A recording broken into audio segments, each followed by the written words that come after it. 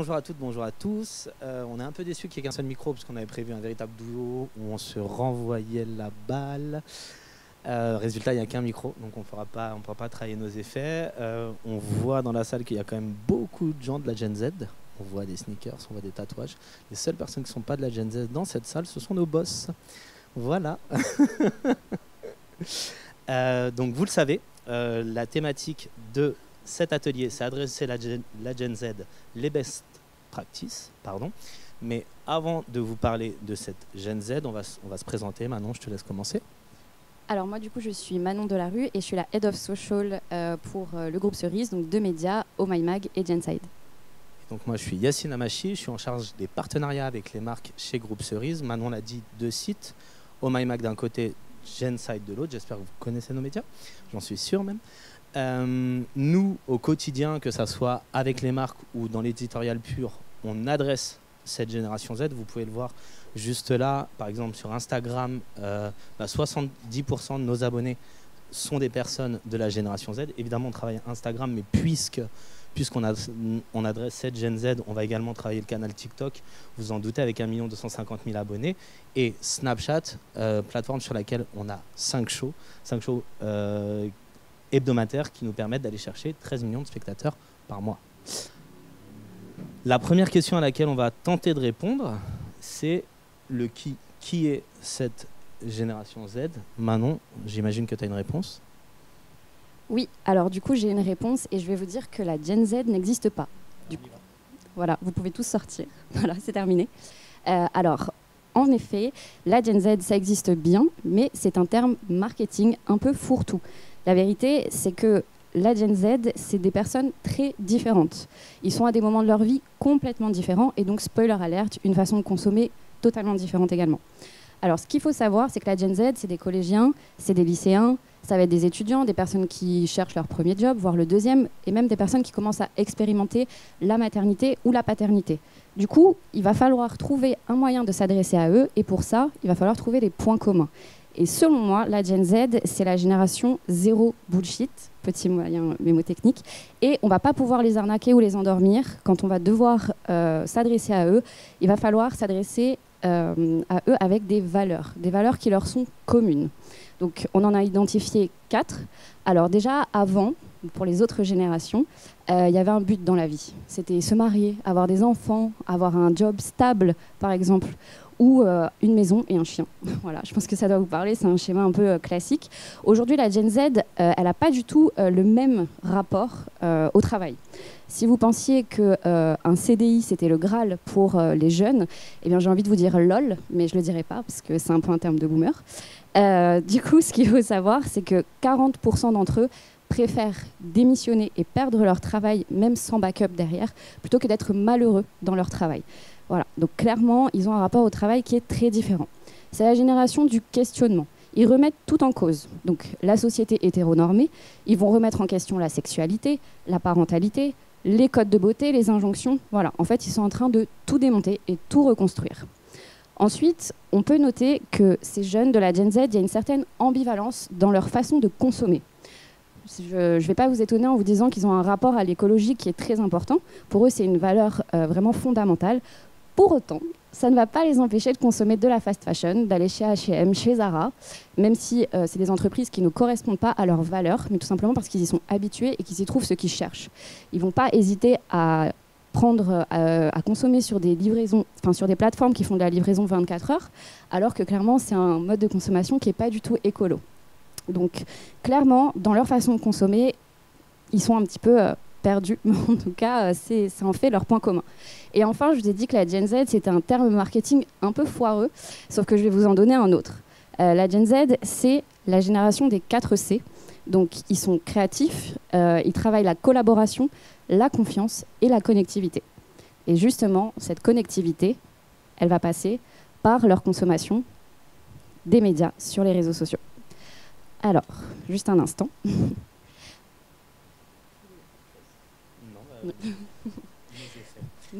Nos transitions sont foutues.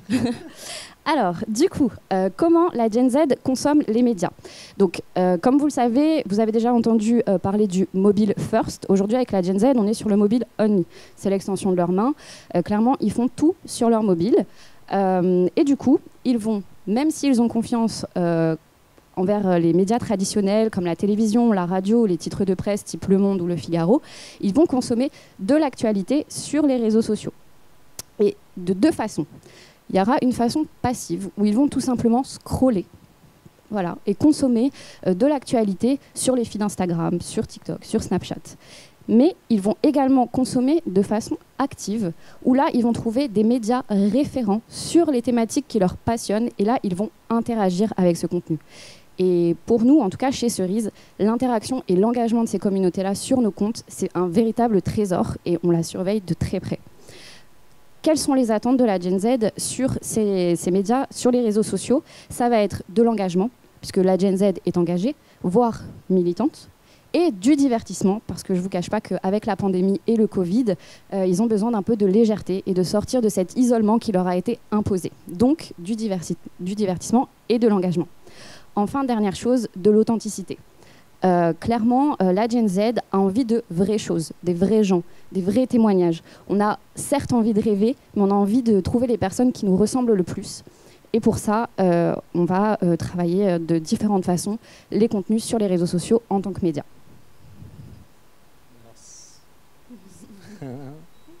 C'est-à-dire que leur plateforme, c'est Instagram, Snapchat? Alors bien sûr, la Gen Z est sur Instagram, vous l'êtes peut-être tous, mais on sait qu'Instagram, ça reste le réseau de l'esthétique. La Gen Z va être sur Instagram pour consommer du contenu, mais elle ne va pas en produire. Généralement, ils ont des comptes Insta sans contenu. Ils vont poster une ou deux stories pour partager, typiquement là, s'ils passent à côté de la Tour Eiffel en passant pas très loin d'ici. Mais ce sera tout. Assez peu de photos, assez peu de réel, même si Instagram essaie d'inciter cette création de contenu.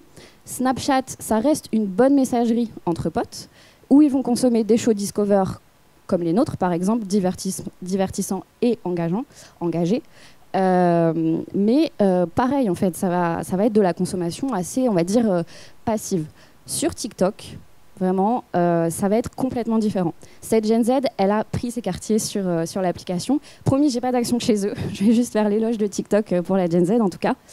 En fait, la Gen Z a fait émerger la plateforme. Et cette plateforme permet à la Gen Z d'émerger. C'est vraiment devenu des influenceurs, tous, et ils s'approprient le contenu. C'est à portée de main, c'est des vidéos courtes, il suffit de faire des vidéos sur des challenges.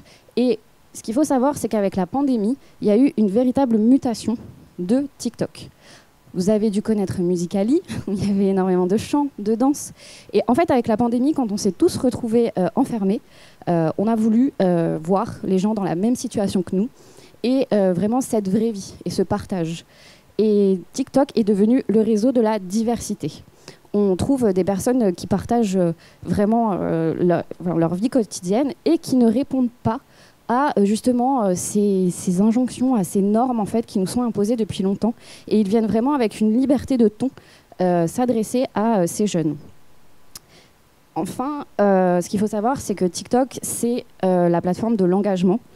Il suffit de regarder les chiffres, c'est monstrueux. Aujourd'hui, je pense que quand vous voyez 1 million de vues sur Instagram, ça vous paraît énorme. Faire 1 million de vues sur TikTok, c'est la routine. En fait, il suffit de bien travailler son contenu pour pouvoir faire du like, du commentaire et du partage. Et donc, la question de l'influence, donc c'est le grand mot. Comme je vous l'ai dit, TikTok, c'est la plateforme de la diversité. Et aujourd'hui, il y a de la place pour tout le monde, en fait, et pour tous les influenceurs. On note quand même un certain changement auprès des influenceurs. Donc, par exemple, si je vous dis McFly et Carlito qui font une interview d'Emmanuel Macron à l'Élysée, Michou qui fait Danse avec les stars, c'est-à-dire que même ma mère le connaît maintenant. Lena Situation qui faisait des vidéos dans sa chambre sur YouTube et qui, il y a quelques semaines, participe au Met Gala et devient égérie Dior. Clairement, c'est plus des influenceurs, c'est devenu des superstars. Et ces superstars-là deviennent un peu les rôles modèles de la Gen Z. Ils continuent à nous faire rêver. Mais on en attend autre chose, donc comme je vous disais, des vrais gens. Et grâce à TikTok, qui est vraiment une plateforme de bienveillance et qui connaît assez peu le cyberharcèlement, contrairement à d'autres réseaux sociaux, il y a eu l'émergence d'influenceurs experts sur des thématiques. Par exemple, chez Oh My Mag, quand on a voulu lancer un show sur les règles pour s'adresser aux jeunes, on est allé chercher Amal Tahir, qui est une influenceuse spécialisée sur la sexualité et qui a une formation de sage-femme. Tout à l'heure, on discutait du mouvement Black Lives Matter. Quand il y a eu donc la mort de George Floyd, évidemment, on devait prendre la parole sur le phénomène, en fait, puisque évidemment, tous les contenus Black Lives Matter ont inondé les réseaux sociaux. Et on s'est adressé à Sally, Crazy Sally, anciennement, qui est venue nous parler de son quotidien de jeune femme noire en France et des discriminations raciales. Je peux parler de Meryl aussi, qui est venue nous parler de transidentité. Arthur Bocheron, qui dévoile assez facilement en fait, tous les à côté de sa maladie et de sa situation de handicap. Voilà, c'est ça que recherche la Gen Z aujourd'hui. Et ça, on le fait très bien chez Cerise. Et je pense que Yacine en parlera mieux que moi. Et donc maintenant qu'on a répondu aux questions de qui sont-ils, où est-ce qu'ils consomment leur contenu, on va se poser la question de leur rapport à la publicité. Spontanément, je pense que dans la salle, plein de gens vont se dire on parle de Gen Z, c'est la génération Adblock, donc ils sont dans une forme de rejet total de la publicité. La réponse est non. Par contre, si les marques veulent s'adresser à cette Gen Z, il va falloir qu'elles passent par des prérequis. Le premier, c'est d'assumer le message publicitaire. On est au salon du Brain Content, donc on parle beaucoup de storytelling. En fait, cette Gen Z, elle consomme des contenus, Manon le disait, leur rôle modèle, c'est McFly et Carlito, c'est Lena Situation, c'est Gotaga. Ce sont des personnes qui ont pour coutume d'intégrer les marques et de le faire de manière très affirmée dans leur contenu. Donc en fait, si publicité il y a, le contrat de lecture ne sera pas cassé avec cette Gen Z si publicité il y a. Par contre, il faudra simplement le dire et l'affirmer. La deuxième chose, ça va être de travailler une émotion. Pourquoi ? Parce que cette génération, lui parler du produit, c'est pas comme ça qu'on va y arriver. L'idée, c'est pas de faire naître un phénomène de rejet. Donc, eh bien, on va leur apporter une émotion, que ce soit le rire, pourquoi pas les pleurs, mais créer une empathie avec la marque, créer une empathie à la marque, pardon. Et je vais prendre une campagne très récente que vous avez peut-être vu passer. C'était la campagne de Bouygues Télécom, une copie TV, qui revenait sur le lien entre une très jeune fille et sa grand-mère étant isolée en région. Et le seul lien qui pouvait se créer entre elles, c'était justement le téléphone. Et puis dans la publicité, elle lui faisait la surprise d'aller la voir. Et ça l'a touché énormément. Là, clairement, ils ont joué, en tout cas avec mes émotions, mon petit cœur de fragile. La troisième chose, ça va être de ne pas feindre l'engagement. Manon l'a dit, c'est hyper important, cette génération est surengagée. Donc, puisque c'est la génération no bullshit et la génération, attention, je vais avoir du mal à le dire, fact check, eh bien, il va falloir se prémunir de toute tentative de greenwashing, de toute tentative de brainwashing.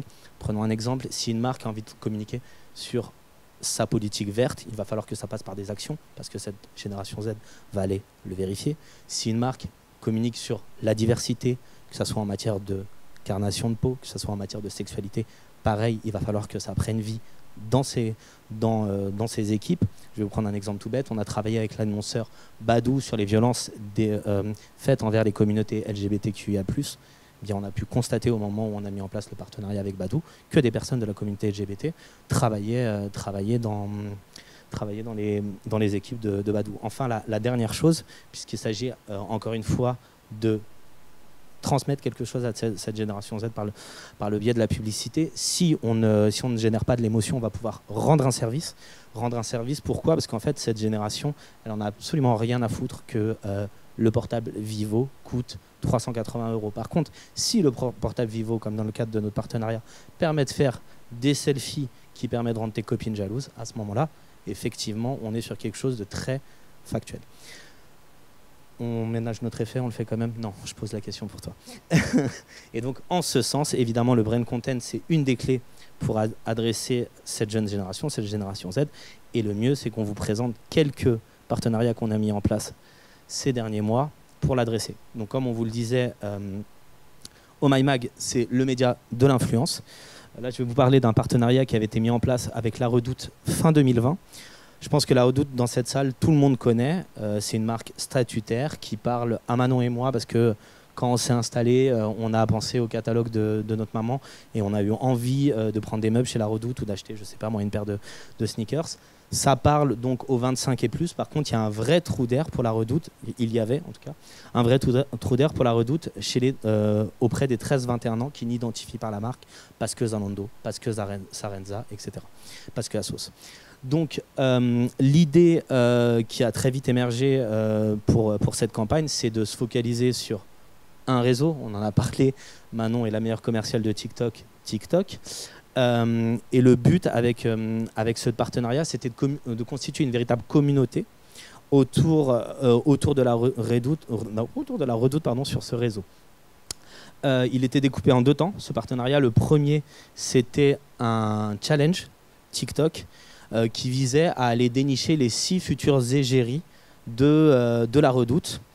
Un jury était mis en place avec des personnes de la rédaction, des personnes de La Redoute et des influenceurs, parce que le but, c'était de devenir égérie, de participer à un shooting et de rencontrer Ilona, de rencontrer Enzo Tétois, de rencontrer Marilou.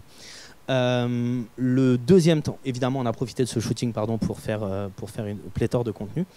Le deuxième temps de cette campagne, c'était un calendrier de l'Avent sneakers.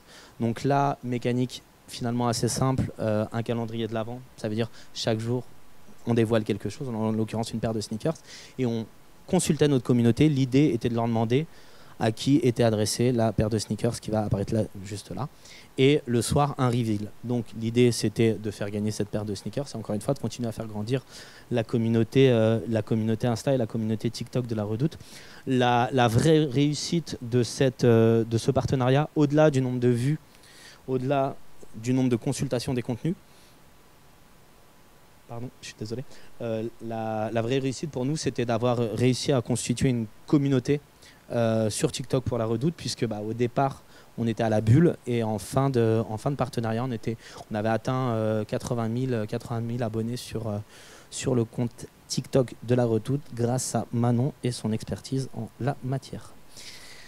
Ensuite, je vais vous raconter le partenariat que je préfère chez Cerise. La raison pour laquelle je le préfère, c'est que je l'ai vendu. C'est un partenariat qu'on a mis en place l'année dernière, à la même époque, avec Allianz. Blague à part, plus que la vente, ce qui fait que je l'aime beaucoup, c'est parce qu'il y avait une vraie dimension responsable autour de ce partenariat. Je vous rappelle que l'année dernière, on avait encore des masques sur le visage et on n'avait pas encore le droit de boire des coups dans des bars. Et on savait qu'on allait enfin être libéré. Donc l'idée, c'était de s'adresser à la génération Z parce que les jeunes allaient reprendre le volant et que malheureusement en France, les personnes les plus touchées par les accidents de la route, ce sont les jeunes. Donc plutôt que de faire une campagne de prévention, je mets de gros guillemets à papa, l'annonceur est venu nous chercher, en l'occurrence Genside, pour créer des contenus qui soient effectivement responsabilisants pour les jeunes, mais que l'on utilise leur code de langage pour les adresser.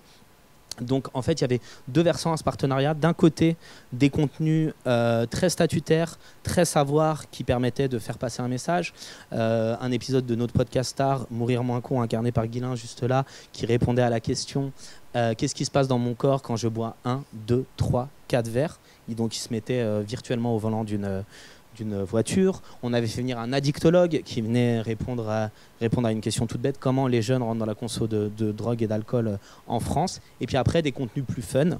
On venait démonter des idées reçues autour de l'alcool. Donc je pourrais vous interroger, vous. À votre avis, si vous buvez un café, est-ce que ça vous permet de faire descendre votre taux d'alcoolémie?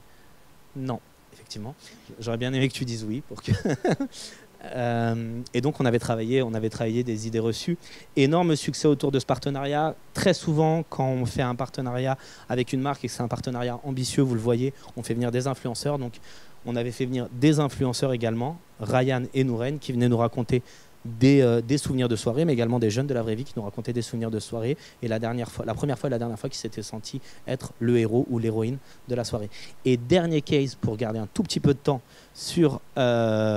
pour les questions-réponses, un partenariat qu'on a mis en place avec Prime Video, un film que j'ai adoré de manière personnelle, Cendrillon. Pourquoi personne ne me croit? un Cendrillon totalement 2021, parce que la marraine bonne fée, ce n'est pas une vieille dame, c'est Billy Porter, qui est un acteur noir gay.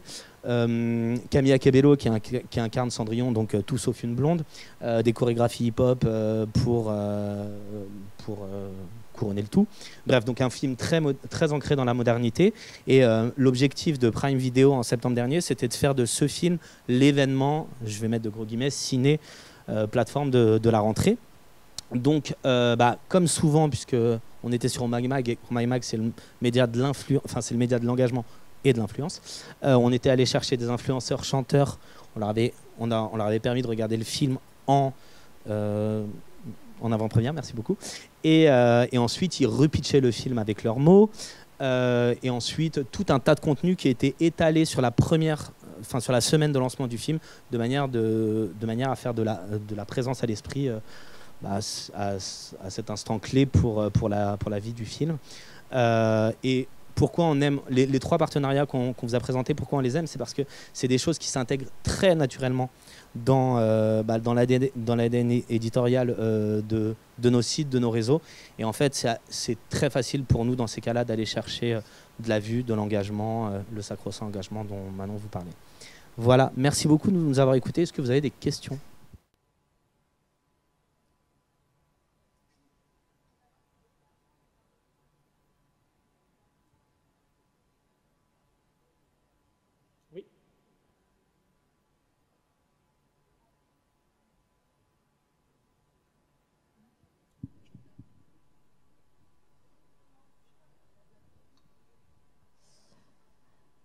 Alors, en fait, La Redoute a voulu lancer son compte TikTok avec ce fameux challenge. Donc, la première vidéo, c'était tout simplement un appel à candidature qui a été relayé notamment sur Oh My Mag, où, en fait, comme je vous disais, tous les jeunes qui sont sur TikTok et même ailleurs sont des influenceurs. Donc, en fait, on leur demandait de créer une mini-vidéo. Je vous ai dit, c'est à portée de main. C'est hyper facile de créer un TikTok et de percer, comme ils disent. Et donc, ils se mettaient en scène, comme s'ils répondaient à un casting, tout simplement. Et évidemment, la condition pour participer à ce casting, c'était aussi de suivre La Redoute. Et ensuite, une fois que les influenceurs et toutes les autres personnes du jury avaient choisi les nouvelles égéries de La Redoute, on a partagé leurs portraits et on leur a fait énormément de contenu le jour du shooting où, admettons, on leur a fait une interview où on mélangeait les influenceurs et eux qui étaient devenus des influenceurs. Et voilà. Et ensuite, ça a créé tout simplement l'engouement. Et ensuite, évidemment, la mécanique du calendrier de l'Avent qui aide à l'abonnement.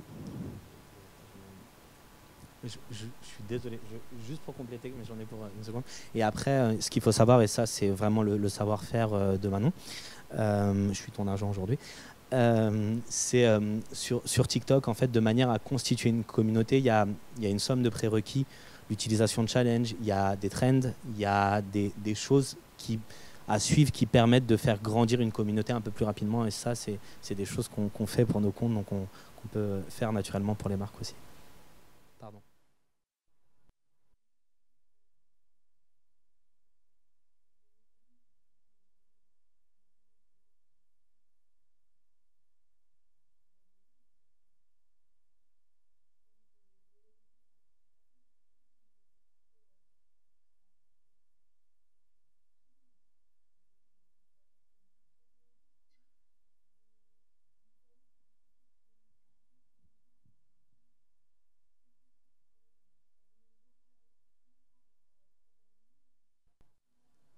Je vais vous retourner une question. Est-ce que vous êtes partie des challenges officiels, le hashtag challenge de TikTok, ou vous essayez de monter cette micro-OP de votre côté ?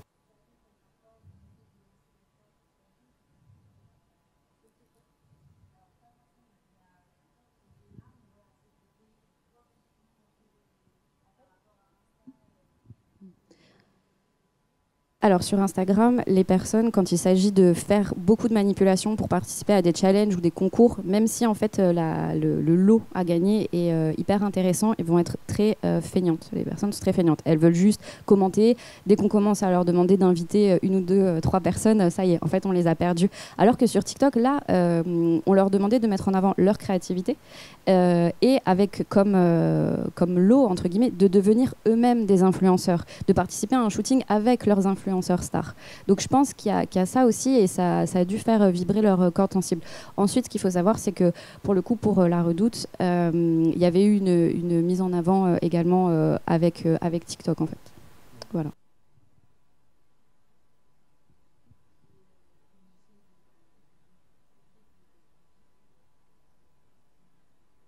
Là, Manon va se tourner vers moi, donc je vais prendre le micro directement. Alors, pour être tout à fait honnête, je ne pourrais pas, la première des choses, parce que en fait, il n'y avait pas que nous d'embarquer dans ce partenariat, parce qu'il y avait également une agence créative, Fred et Farid. L'hashtag TikTok, si vous diguez un peu sur les plateformes, avoir les coûts, c'est assez simple. Ajouter à ça le coût d'une telle opération. Là, on était sur une opération, pour faire une réponse de Normand, on était sur une opération très dimensionnée. Avec des zéros.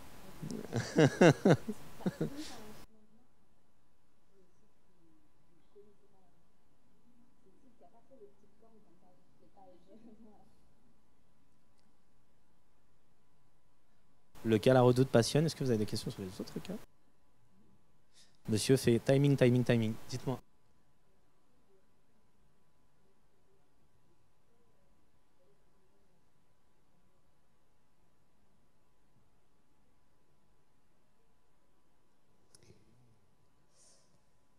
Alors pour TikTok, il n'y a pas de rythme, enfin il n'y a pas un nombre de contenus parfait.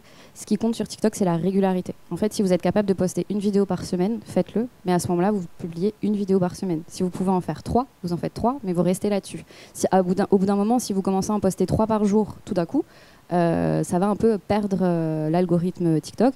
Ou alors commencer à le faire, le temps qu'il s'adapte. Mais à ce moment-là, il faut en poster 3 par jour, tout le temps. En fait, il faut que ce soit hyper régulier et que l'algorithme ait des hints un petit peu comme ça, de façon hyper claire et régulière.